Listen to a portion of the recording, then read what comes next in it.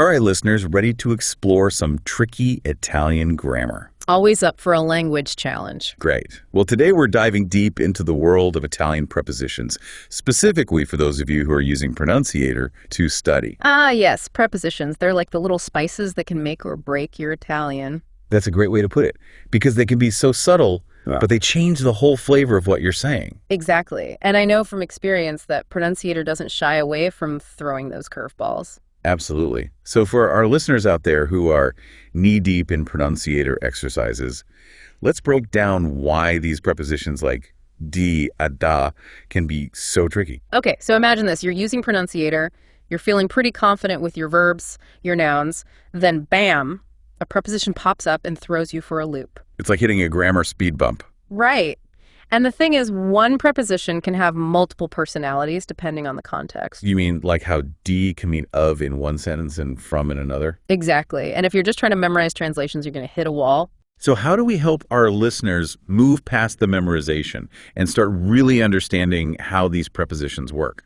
Well, think of it this way. Prepositions are like the connectors in a sentence. They show the relationship between different parts. Okay, like the glue that holds it all together. Exactly. So instead of just memorizing a as to or at, you need to see how it's connecting the words around it. So it's about understanding the bigger picture, not just the individual word. Right. And that's where Pronunciator can be super helpful because it immerses you in different contexts. So you start to get a feel for when a means to and when it means at based on the situation.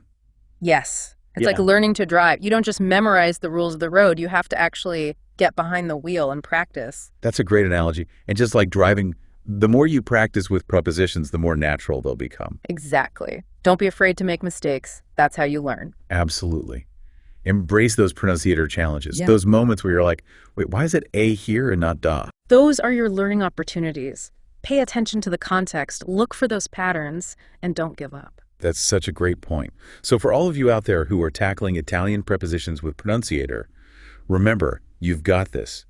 Keep practicing, keep experimenting, and you'll master those tricky little words. And have fun with it. Italian is a beautiful language. It really is. And mastering those prepositions is like unlocking a whole new level of fluency.